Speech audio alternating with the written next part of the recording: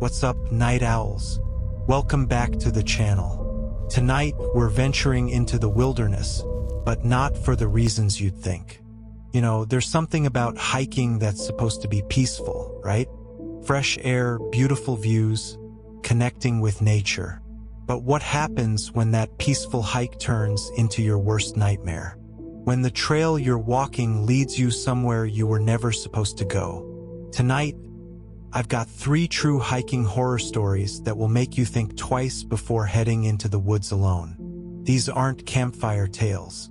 These are real experiences from real hikers who stumbled upon things that still haunt them to this day. So grab your headphones, turn off the lights, and whatever you do, don't go for a walk while listening to this. Let's get into it. Sarah and Michael had been planning this Colorado backpacking trip for months. Both in their late 20s, they were experienced hikers who craved the kind of solitude that only deep wilderness could provide. The San Juan Mountains had always been on their bucket list, and finally, in late September, they packed their gear and headed out for a 4-day adventure through some of the most breathtaking terrain in North America. The first day had been perfect. They started at the trailhead just after sunrise, the cool mountain air filling their lungs as they made their way along a well-maintained path that wound through dense pine forests and open meadows dotted with wildflowers. The autumn colors were just beginning to show, splashes of gold and orange against the deep green of the evergreens. They hiked about 8 miles that first day, setting up camp near a crystal-clear stream that bubbled over smooth rocks. That night, they cooked a simple dinner on their portable stove, watched the stars emerge in a sky so dark and clear it looked like someone had spilled diamonds across black velvet, and fell asleep to the gentle sound of running water. Day 2 started just as beautifully. They broke camp at dawn, filtered water from the stream, and continued deeper into the wilderness.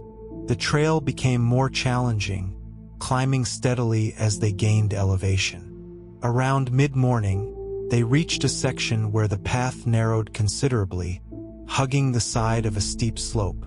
To their left, the mountain rose sharply upward, covered in thick vegetation and scattered boulders.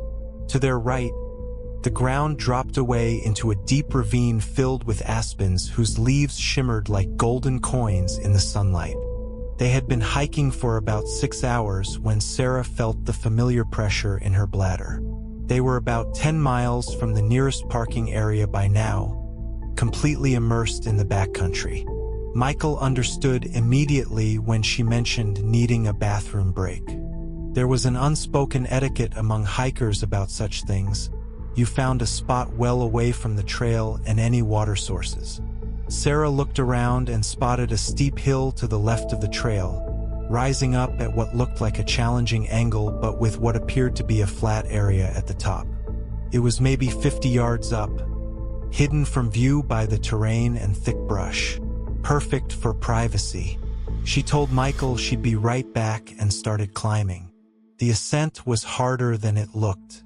The ground was loose in places, covered with pine needles and small rocks that shifted under her boots.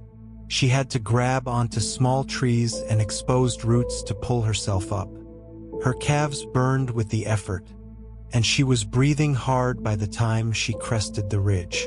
But when she reached the top and looked at what lay before her, she forgot all about why she'd climbed up there in the first place. The hilltop opened into a small, relatively flat clearing, maybe 30 feet across. And there, in the center of this hidden space, was a complete campsite. But it wasn't an active camp. It was abandoned, thoroughly, mysteriously abandoned. A large tent, the kind designed for 3 or 4 people, had collapsed inward from the center, as if something heavy had crushed it or the center pole had simply given way. The fabric was dirty, weathered, and torn in several places. Next to it lay 2 sleeping bags, partially unrolled and sodden with moisture. They were clearly high-quality bags, expensive ones that serious backpackers would use. Around the collapsed tent, Scattered in what looked almost like a hasty evacuation was more gear. A large backpack, the kind with an external frame designed to carry heavy loads, leaned against a rock. Another smaller pack lay on its side nearby. There were cooking supplies, a portable gas canister, coils of rope, a water filter, and various other camping items that Sarah couldn't immediately identify. Everything was covered in a layer of dirt and pine needles. Moss had started growing on some of the items. The tent fabric had clearly weathered at least one harsh mountain winter, maybe more. Sarah stood there, frozen, her mind trying to process what she was seeing. This wasn't just someone forgetting a piece of equipment. This was an entire camp, abandoned with nearly everything still in place. The silence felt oppressive. No birdsang. No breeze rustled the trees.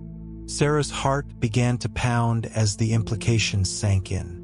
They were 10 miles from the nearest road, deep in wilderness that required serious physical effort to reach.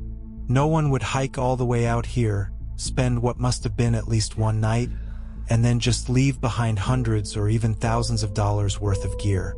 The sleeping bags alone probably cost several $100s. The tent, the backpacks, the camping equipment, all of it represented a significant investment that no rational person would simply abandon. So what had happened? Why would multiple people, because there was clearly gear for at least 2 or 3 individuals, leave absolutely everything behind and hike out with nothing? It didn't make sense. Even if there had been an emergency, some kind of medical crisis or injury, wouldn't they at least take their identification, their personal items? Sarah noticed that the backpacks looked full, as if they'd been packed for the trip out, as if the campers had been getting ready to leave when something interrupted them. Her breathing quickened. The woods suddenly felt less peaceful and more threatening. She was acutely aware of how alone she was up here, how isolated this spot was from the main trail, how hidden it was from view. If something bad had happened here, no one passing by on the trail below would have any idea. This camp could have been here for years without anyone finding it. Sarah turned and half ran, half slid back down the steep hill, sending small rocks clattering ahead of her. Michael looked up in alarm as she appeared, breathless and pale. "There's something up there," she said, her voice shaky. "You need to see this." Michael's first reaction was concern for Sarah, but when he saw the genuine fear in her eyes, he became serious. Together, they climbed back up the hill. Sarah's legs were already tired from the first ascent, and by the time they reached the top again, she was breathing hard. Michael crested the ridge behind her and stopped dead in his tracks. "What the hell?" he muttered. They approached the campsite slowly, as if it might suddenly come to life. Michael walked around the perimeter, examining the gear without touching anything. He noted the same things Sarah had: the expensive equipment, the weathering that indicated at least one winter had passed, probably more. The fact that the backpacks appeared to be packed, as if the owners had been preparing to leave. "This doesn't make any sense," Michael said. He crouched down next to one of the backpacks and carefully opened the top flap.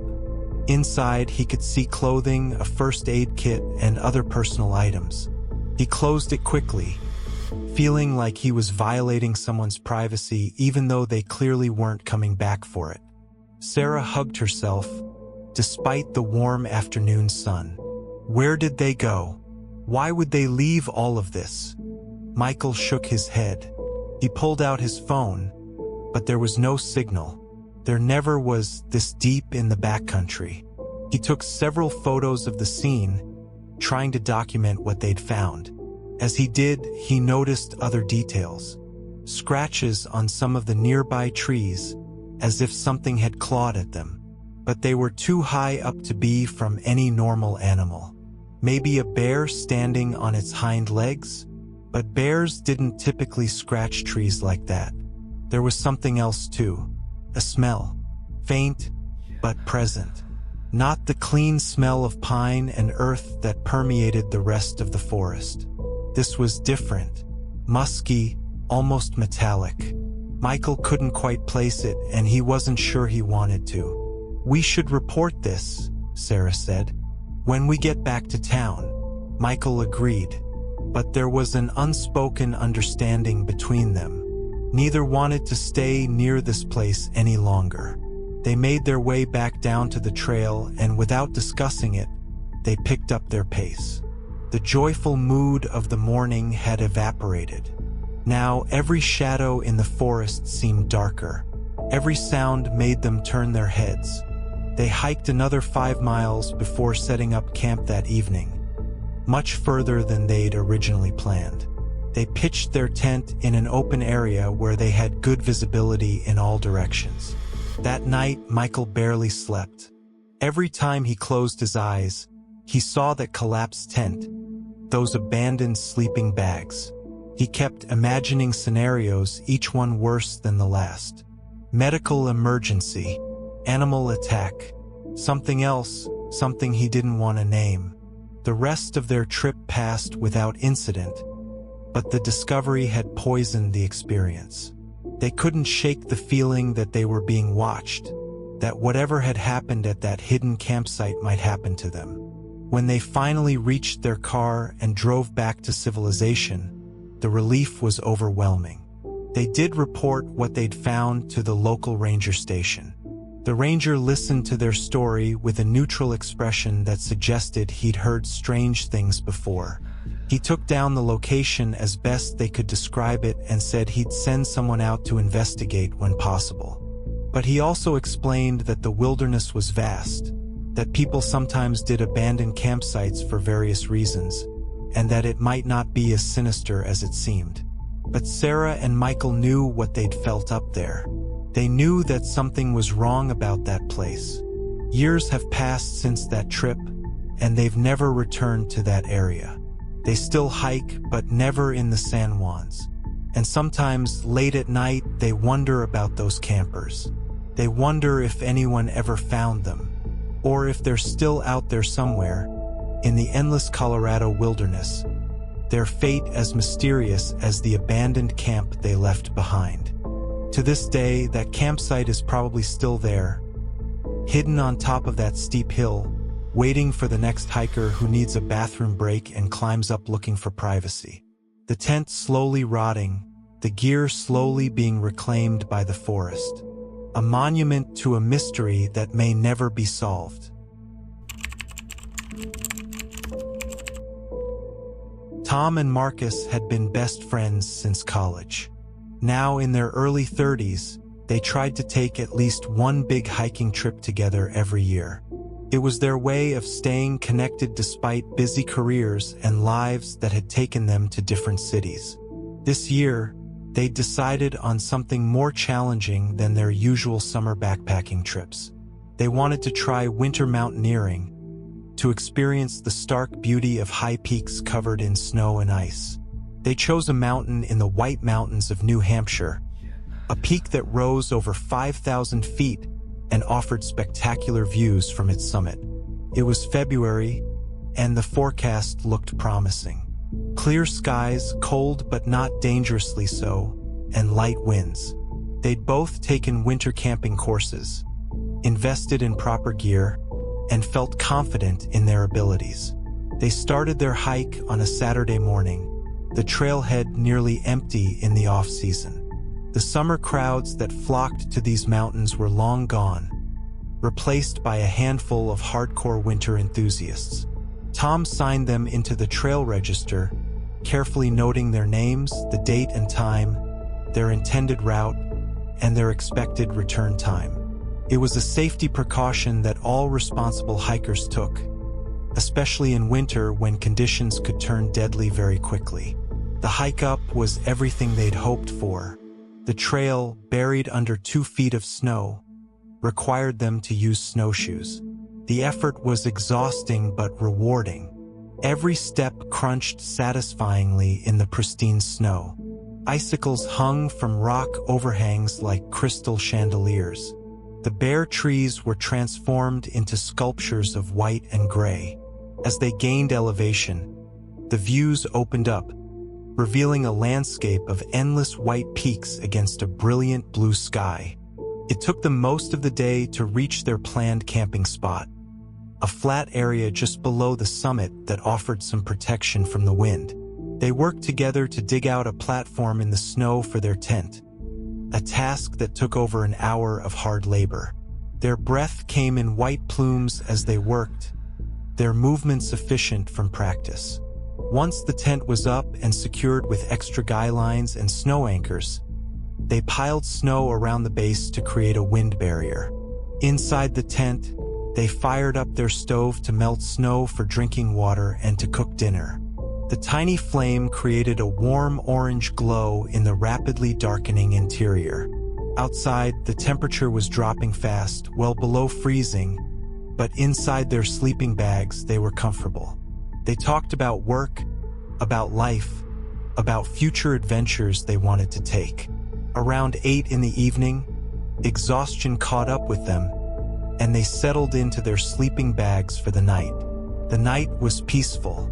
A light snow had started to fall, the tiny flakes making a soft whisper against the tent fabric. Tom woke once around 3 in the morning and looked out through the small vent window at the top of the tent. The world outside was completely dark, the stars hidden by clouds. He could hear nothing but the faint sound of wind in the distance and the gentle patter of snow. He went back to sleep feeling content and secure. They woke at dawn to a beautiful morning. The light snowfall had stopped, leaving perhaps an inch of fresh powder over everything. The sky was clear again, promising perfect conditions for their summit push and the hike back down. They melted more snow for coffee and oatmeal, packed up their camp with cold stiffened fingers, and started up the final pitch to the summit. Reaching the top at sunrise was magical. The world spread out below them in every direction, peak after peak after peak, all covered in snow that glowed pink and orange in the early light. They took photos, ate some snacks, and after about 20 minutes, started their descent. They wanted to be off the mountain by early afternoon. The descent was slower than expected. The fresh snow from the night before had made the trail a bit harder to follow in places, and they had to be careful not to lose the path. They'd been hiking for about 45 minutes, maybe a mile down from the summit, when Marcus suddenly stopped. "Hey, look at this," he said, his voice odd. Tom walked over to where Marcus was standing, looking at something on the side of the trail. There, in a patch of fresh snow just off the footpath, drawn clearly with what looked like a stick or a finger, was a name. Not just a first name, a full name, first and last. It was Tom's name. Tom felt his stomach drop. He stared at the letters in the snow, neatly written, perfectly legible. His full legal name spelled correctly. "Did you write this?" he asked Marcus, already knowing the answer. "No," Marcus said immediately. "I wouldn't do that. That's not funny." Tom's mind raced. He certainly hadn't written his own name in the snow. When would he have done it? They'd been together the entire time since leaving the tent. And before that, it had been dark, and they'd been sleeping. The writing was in fresh snow, the very light dusting that had fallen during the night. If it had been written before they'd gone to sleep, it would have been covered up by the new snow, which meant someone had written it very recently, either during the night or very early this morning. "This doesn't make any sense," Tom said, his voice tight. He looked around at the surrounding forest, suddenly aware of how exposed they were on this open section of trail. Had someone been watching them? How would anyone even know his name, unless they'd seen the trail register? A chill went down Tom's spine that had nothing to do with the cold. Someone had been following them. Someone had seen his name in the register, hiked up the mountain after them or perhaps even ahead of them, and at some point during the night or very early morning, while it was still dark, had come to this spot and written his name in the snow. Why? What kind of person does that? "We need to get out of here," Marcus said, and Tom could hear the same unease in his friend's voice that he felt himself. They started hiking faster, no longer taking their time to enjoy the scenery. Tom kept looking back over his shoulder, scanning the tree line, expecting to see someone watching them. But there was nothing, just trees and snow and the vast, silent wilderness. The hike down felt endless. Every sound made them jump. Was that someone following them?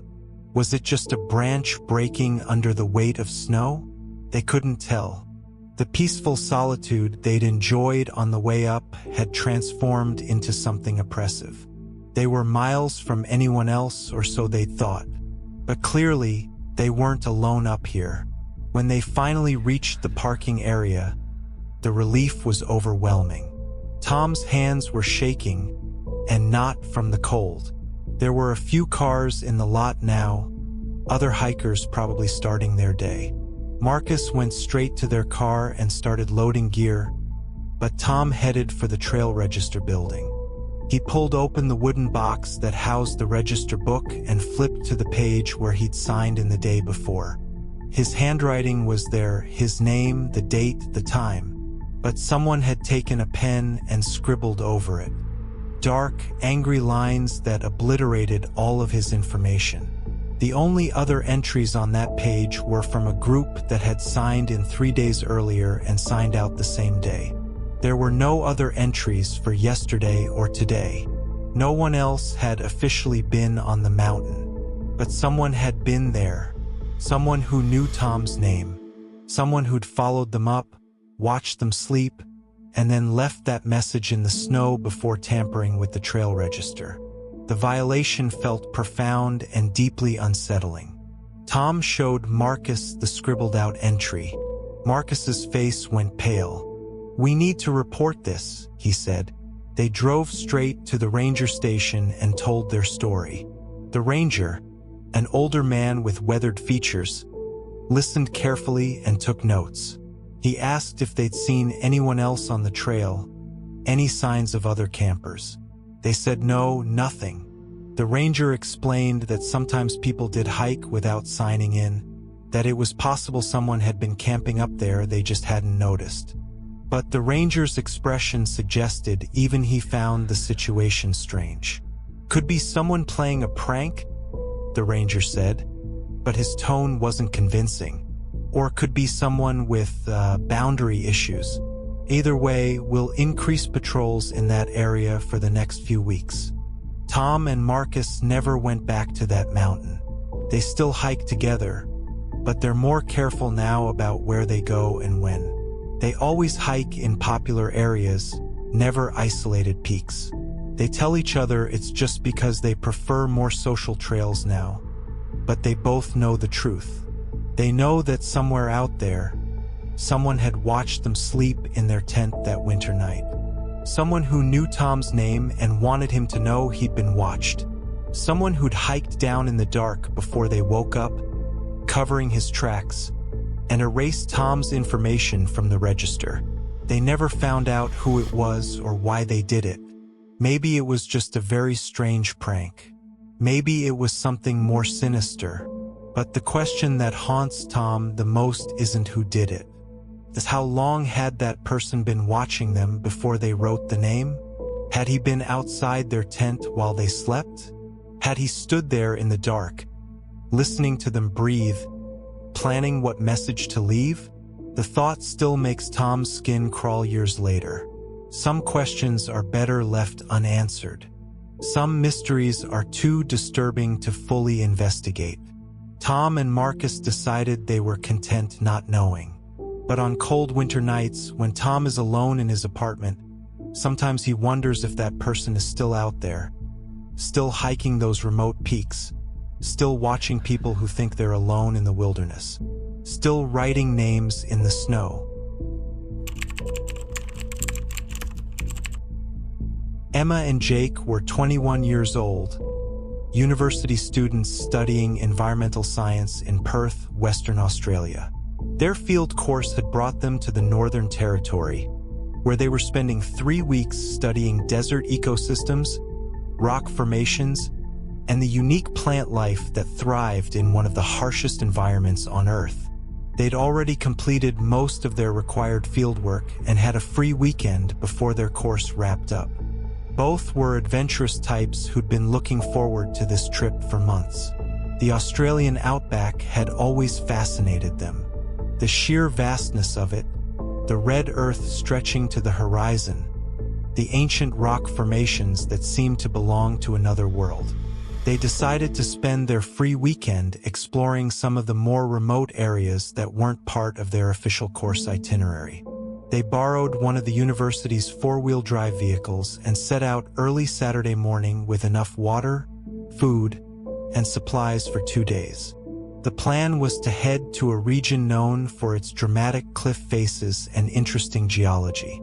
It was hundreds of kilometers from the nearest town, the kind of place where you might not see another person for days. Mobile phone service was non-existent.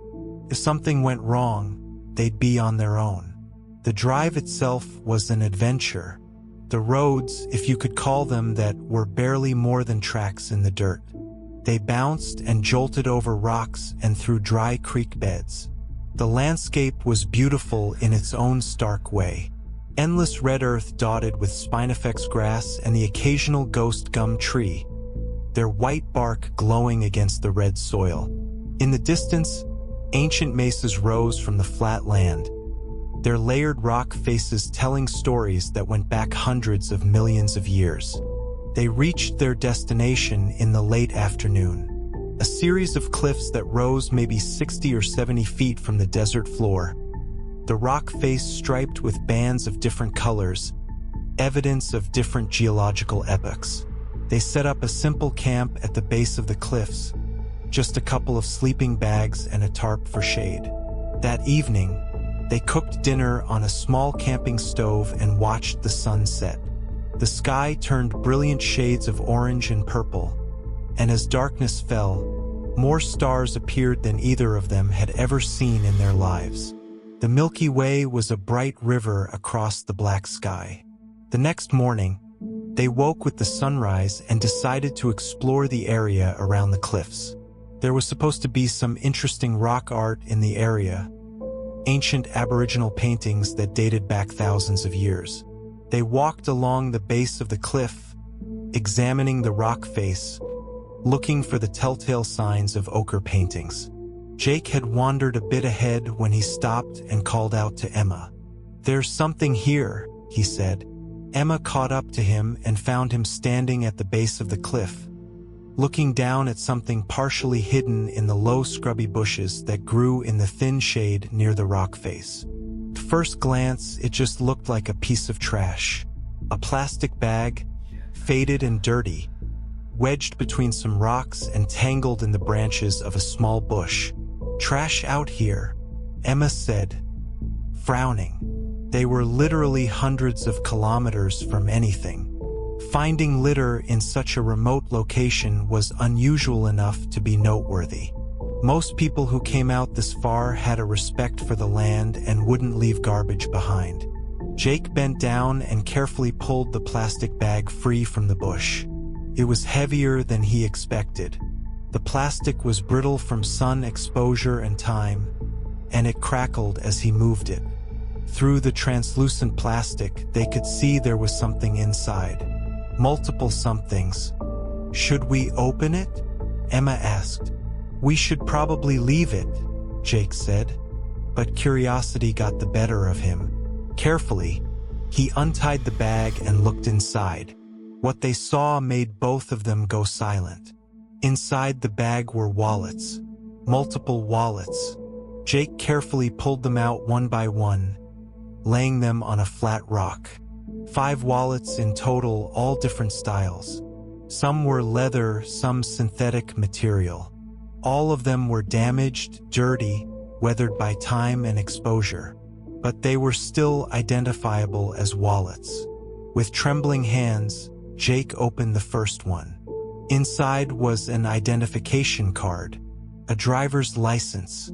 It belonged to a woman named Jessica Harrison, born in 1992, which made her 19 years old at the time the license was issued.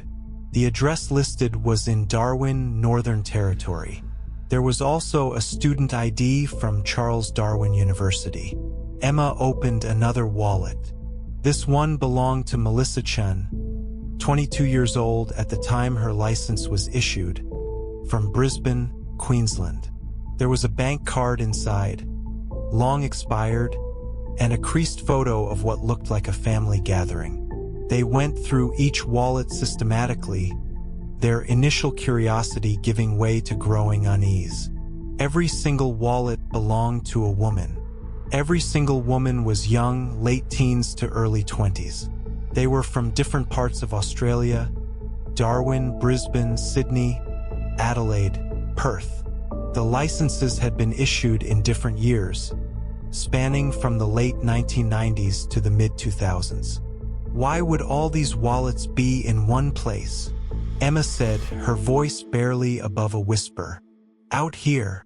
Jake shook his head. He was thinking through scenarios, trying to find an innocent explanation. Maybe they were stolen? Like, someone robbed these women and ditched the wallets out here. But why here? Emma said. This is so far from anywhere. And why hide them? If you're just dumping stolen wallets, why wrap them up and hide them in the bushes? Jake looked up at the cliff face looming above them. An uncomfortable thought was forming in his mind, one he didn't want to voice. What if these women hadn't just been robbed? What if something worse had happened to them? What if they'd been brought here, to this remote location where no one would hear, no one would see? Could they have been rock climbers? Emma said, clearly thinking along the same lines. Maybe they stored their valuables here while they were climbing and forgot about them? But even as she said it, she knew it didn't make sense. Why would climbers from completely different parts of Australia, climbing at different times over a span of several years, all choose this exact same spot to leave their valuables? And why had none of them come back for them? A driver's license was something you'd notice was missing pretty quickly. You'd come back for it. Jake pulled out his phone to take photos, but remembered there was no signal. They documented everything anyway, taking pictures they'd download later. They carefully placed all the wallets back in the plastic bag and tied it closed. The question now was what to do with them. We need to report this, Jake said. To the police. Emma agreed immediately. Whatever story these wallets told, it wasn't their story to investigate. This needed to be handled by authorities. They carried the bag back to their camp, packed up their things, and started the long drive back to the nearest town with police presence. The drive felt different now. The beautiful, stark landscape seemed more ominous. They kept thinking about those women. Where were they now? Had they been reported missing? Did their families still wonder what happened to them? Or had whatever happened occurred so long ago that the cases were cold, forgotten? They reached the police station in a town called Catherine late that afternoon. The officer on duty listened to their story with an increasingly serious expression. He took the bag of wallets, had Emma and Jake fill out statements describing exactly where they'd found them, and thanked them for bringing it in. He wouldn't give them any information about whether those women had been reported missing or whether there were any ongoing investigations. Privacy laws prevented that, but he did say their discovery could be important and that it would be investigated. Emma and Jake returned to their university course the next day, but neither could focus. They kept thinking about the wallets, about the women, about what might have happened in that remote stretch of outback. They tried searching online for news stories, missing person reports, anything that might give them more information. They found a few articles about women who'd gone missing in the Northern Territory over the years, but nothing that definitively connected to what they'd found. Weeks passed, then months. They never heard anything back from the police. They tried following up a few times, but were told the investigation was ongoing and they couldn't provide details. Eventually, they had to accept that they might never know the full story. But the questions haunted them. Who had collected those wallets? Had it been the same person who'd harmed those women, keeping trophies of his victims? Or had someone found evidence of crimes and tried to hide it in the most remote place they could think of? Were those women alive somewhere, unaware that their old wallets had been found? Or were they out there still in the vast Australian outback, their final resting places as remote and hidden as the bag of wallets had been? The outback is vast beyond comprehension. The Northern Territory alone is nearly 500,000 square miles, most of it empty wilderness. You could hide almost anything out there and never have it found. People went missing in the outback every year, some of them tourists who underestimated the harsh conditions, some of them locals who knew better but got unlucky, and some of them simply vanished, leaving behind questions that would never be answered. Emma and Jake finished their degrees and moved on with their lives. Emma got a job with the Environmental Protection Agency. Jake went to grad school. They stayed in touch, good friends bound by their shared experience. But neither ever went back to the outback. The beauty of that landscape had been tainted for them by what they'd found. Sometimes, late at night, Emma would think about those women. She'd imagine them young, full of life, with families who loved them and futures ahead of them.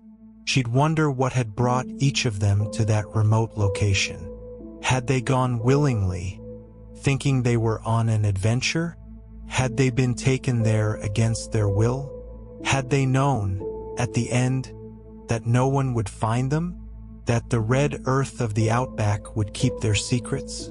The wallets had been found, but the women remained missing, or at least unknown. And somewhere in the vast Australian wilderness, there were answers that Emma and Jake would never learn.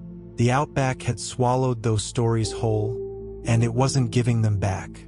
Years later, Emma read a news article about a case being solved, about remains being identified through DNA.